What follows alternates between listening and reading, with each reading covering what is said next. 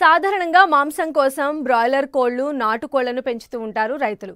అయితే కొందరు అందం కోసం, ఫ్యాషన్ కోసం టర్కీ కోళ్లను పెంచుతూ ఉంటారు. వీటిని కోళ్ల మాదిరిగానే షెడ్లను ఏర్పాటు చేసి ఫ్రీ రేంజ్ పద్ధతిలో తోటల్లో, పెరటుల్లో పెంచుతూ ఉంటారు. మాంసం కోసం, గుడ్ల కోసం 18 నుంచి 20 వారాల వరకు పెంచే ఈ టర్కీ కోళ్ల పెంపకంలో ఎలాంటి జాగ్రత్తలు తీసుకోవాలో తెలియజేస్తున్నారు PV Narasimha Rao veterinary college professor doctor Daida Krishnaprasad.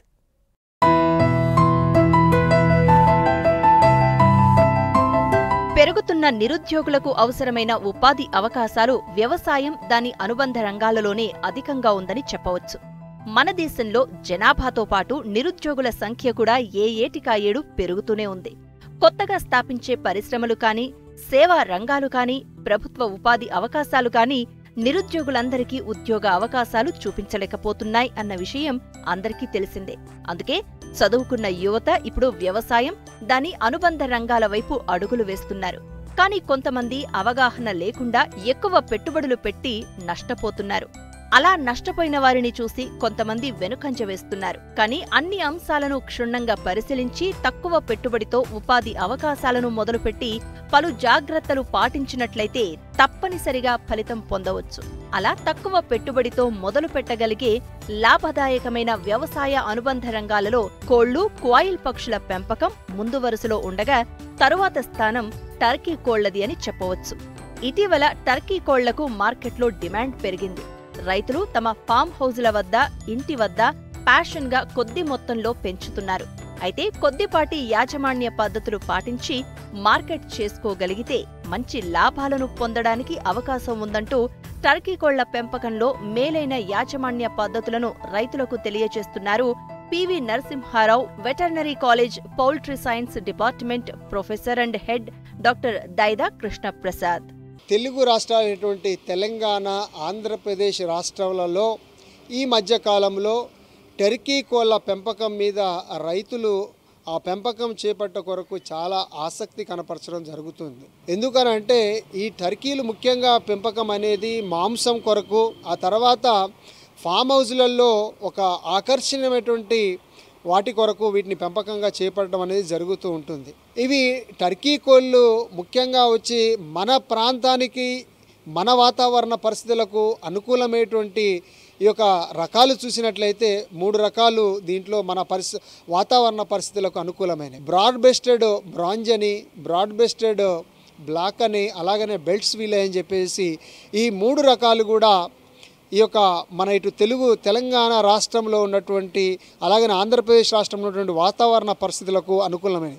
ఈ మూడిట్లో కూడా చూసినట్లయితే ఈ బెల్ట్స్ విల్ అని చెప్పేసి ఇది తెల్ల రకం, చాలా ఆకర్షణీయమైనటువంటి రంగులో ఉండడంతో రైతాంగం కూడా ఇంటి పట్టునే కానీ, ఇటు వాళ్ళ యొక్క ఫామ్ హౌస్లలో కానీ టర్కీ కోళ్ల పెంపకము చేపట్టడం జరుగుతుంది.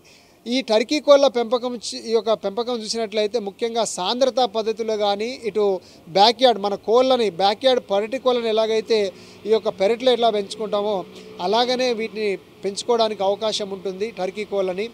ఈ టర్కీ కోళ్ళు దాదాపు ఇవి 24 వారాలు, అంటే దాదాపు 24 నుంచి 28 వారాల మధ్యన దాదాపు ఇవి గుడ్ల ఉత్పత్తి ప్రారంభం చేసి, ఆ తర్వాత ఇవి సంవత్సరం పాటు గుడ్ల ఉత్పత్తి చేస్తుంది. ఆ సంవత్సరం పాటు కాలంలో 80 నుండి 100 వరకు కూడా గుడ్ల ఉత్పత్తి చేస్తూ ఉంటుంది.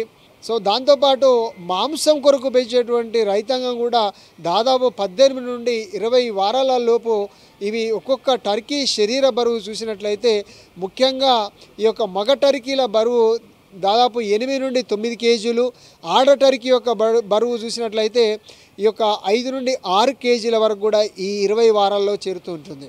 ముఖ్యంగా ఈ నవంబరు, ఈ డిసెంబరు, జనవరి మంత్లలో ఈ 3-4 నెలల వరకు కూడా దాదాపు దీని మీద చాలా మార్కెటింగ్ కూడా అధిక డిమాండ్ ఉండడంతో రైతాంగం ఈ పెంపకం ఎడల చాలా వరకు కూడా ఆసక్తి చూపడం జరుగుతుంది. టర్కీ పిల్లలు వచ్చేసి బ్రూడింగ్ అనేది చేసుకోవాలి. ఈ బ్రూడింగ్ అనేది దాదాపు మనం బయట ఉన్నటువంటి వాతావరణ పరిస్థితులను బట్టి మనం 4 నుంచి 6 వారాల మధ్యన చేసుకోవాల్సి ఉంటుంది.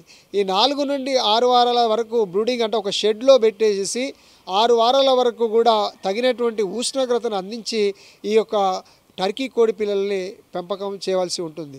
ఆ తర్వాత 4 అంటే బయట ఉన్న వాతావరణ పరిస్థితులను బట్టి 5వ వారము లేకపోతే 7వ వారం నుంచి కానీ బయట పరిసర ప్రాంతాల్లో పెరట్లో ఉన్నటువంటి స్థల లభ్యతను బట్టి మనం ఈ యొక్క పెరటి కోళ్ళను పెంచుకోవచ్చు.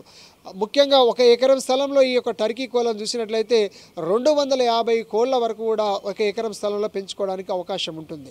ఈ టర్కీ కోళ్ళు దానా కూడా ఖర్చు తగ్గించుకోవడం కొరకు ఈ 6 వారాల తర్వాత బయట ఉన్నటువంటి ఏవైతే ఈ యొక్క పెరట్లో దొరికేటువంటి పదార్థాలతో పాటు ముఖ్యంగా ఇవి ఎక్కువ పచ్చిగ్రాసాలు లాంటివి ఈ లూసరినే కానీ స్టైలో కానీ స్టైలోజాంతసే కానీ ఆ తర్వాత బర్సిమ్ లాంటి ఈ యొక్క పప్పు దినుసులకు సంబంధించినటువంటి ఏవైతే ఈ యొక్క లెగ్యూమ్ క్రాప్స్ ఉన్నాయో వాటిని చిన్న చిన్న ముక్కలు తరిగి వేసినట్లయితే వీటిని వినియోగించుకొని కూడా మనం దానా ఖర్చు కూడా తగ్గించుకోవడానికి అవకాశం అనేది ఉంటుంది. దానా ఖర్చుతో పాటు ముఖ్యంగా వీటికి స్పేస్ కూడా కొంతవరకు కూడా చూసుకోవాల్సి ఉంటుంది. ఇనిషియల్గా అంటే చిన్నపిల్లలు పెంచుకునేటప్పుడు దాదాపు వచ్చి 1.5 చదరపు అడుగుల స్థలం వరకు వేయాల్సి ఉంటుంది. 6 వారాల తర్వాత 3 నుంచి 4 చదరపు అడుగులు, ఆ తర్వాత ఇవి గుడ్లు ఉత్పత్తి చేసేటప్పుడు 5 చదరపు అడుగుల స్థలం వరకు కూడా ఒక్కొక్క టర్కీ కోళ్ళ వరకు కూడా ఇవ్వవలసి ఉంటుంది. ఈ విధంగా పెంచుకున్న తర్వాత ఏవైతే ఇవి లైంగిక పరిపక్వత వచ్చినప్పుడు ఈ టర్కీ కోళ్ళు లైంగిక పరిపక్వత అనేది దాదాపు 24 వారాల మధ్యన వస్తుంది కనుక ఆ వారాల మధ్యన వీటిని మనం అంతగా ఈ యొక్క మగ ఆడ టర్కీలను సపరేట్ చేసుకొని 1:3 కానీ లేకపోతే 1:5 రేషియోలో కానీ ఈ యొక్క మగ ఆడ టర్కీలను పెంపకం చేసుకోవాల్సి ఉంటుంది. ముఖ్యంగా చూసుకున్నట్లయితే 3 ఆడ టర్కీలకు ఒక మగ టర్కీని మనము పెట్టుకున్నట్లయితే ఈ యొక్క గుడ్ల ఫలదీకరణ చెందినటువంటి గుడ్లను పొందడానికి అవకాశం ఉంటుంది. ఈ విధంగా మనకు ఈ యొక్క గుడ్ల ఉత్పత్తి చూసినట్లయితే దాదాపు సంవత్సరానికి 80 నుండి 100 వరకు కూడా గుడ్ల ఉత్పత్తి చేయడం. ఈ యొక్క గుడ్లని ఇంక్యుబేటర్లో 28 రోజులకు పిల్ల వస్తుంది. లేదు కొద్ది మొత్తంలో ఉన్నాయి మాకు గుడ్లు అనుకుంటే మన పొదిగేటువంటి కోడి కింద కూడా వేసి కూడా మనం ఈ యొక్క పిల్లలను పొందడానికి అవకాశం అనేది ఉంటుంది. ముఖ్యంగా మనం టర్కీ కోళ్ళను పెంచుకునేటప్పుడు కొన్ని రకాలైనటువంటి వ్యాధులు ప్రబలేటువంటి అవకాశం ఉంటుంది. ఆ వ్యాధులలో చూసుకున్నట్లయితే ముఖ్యంగా ఈ యొక్క మైకోప్లాస్మా డిసీజ్ అనేది ఒకటి బాగా ప్రబలేటువంటి అవకాశం ఉంటుంది కనుక అందుకో చిన్నపిల్ల దశలో ఉన్నప్పుడే ఈ యొక్క యాంటీబయాటిక్స్ మందులు లాంటి నీటిలో కలిపేసేసి ఈ యొక్క డిసీజ్ని ఈ యొక్క మైకోప్లాస్మా డిసీజెస్ని ఆ తర్వాత కొన్ని శ్వాస సంబంధమైనటువంటి వ్యాధులను కూడా నివారించుకోవడానికి అవకాశం ఉంటుంది కనుక వీటితో పాటు ఈ యొక్క రోగాలు రాకముందుకే టీకాలు కూడా వేసుకోవాల్సి ఉంటుంది టర్కీలకు. ముఖ్యంగా ఈ యొక్క 7వ రోజు వచ్చేసి లసోటా టీకా, ఆ తర్వాత 4వ వారంలో కుక్కర్ రోగం సంబంధించినటువంటి టీకాలు, తర్వాత 5వ వారంలో మసూచి సంబంధించినటువంటి టీకాను, 8వ వారంలో చూసినట్లయితే ఈ కుక్కర్ రోగానికి సంబంధించినటువంటిదే ఈ R2B వ్యాక్సిన్ అనేది వేసుకోవాల్సి ఉంటుంది. అలాగనే ముఖ్యంగా ఈ యొక్క టర్కీ కోడి పిల్లలు పెంపకము చేపట్టడం ఒకవేళ పెరట్లో కాక మనం పెంచుకున్నట్లయితే రైతాంగము ఈ యొక్క సాంద్రత పద్ధతి కంటే కూడా పెరట్లో పెంచినట్లయితే కొంత లాభం కూడా, ఎందుకంటే దానా ఖర్చు అనేది ఉండదు కనుక ముఖ్యంగా రైతాంగం వచ్చేసి ఈ యొక్క లాభం అనేది అధిక మొత్తంలో పొందడానికి అవకాశం ఉంటుంది.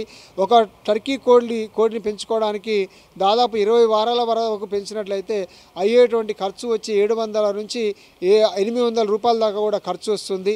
అదే అమ్మినట్లయితే దాదాపు అన్ని ఖర్చులు పోను దాదాపు ఒక్కొక్క రైతుకు వచ్చేసి 1200 నుంచి 1500 రూపాయల దాకా కూడా మిగలడం జరుగుతుంది కనుక రైతాంగము ఒకటి ఏంటంటే మీ చుట్టుపక్కల ఉన్నటువంటి అక్కడ ఉన్నటువంటి మార్కెట్ డిమాండ్ను దృష్టిలో పెట్టుకొని ఈ టర్కీ కోళ్ళ పెంపకం అనేది చేపట్టవలసి ఉంటుంది.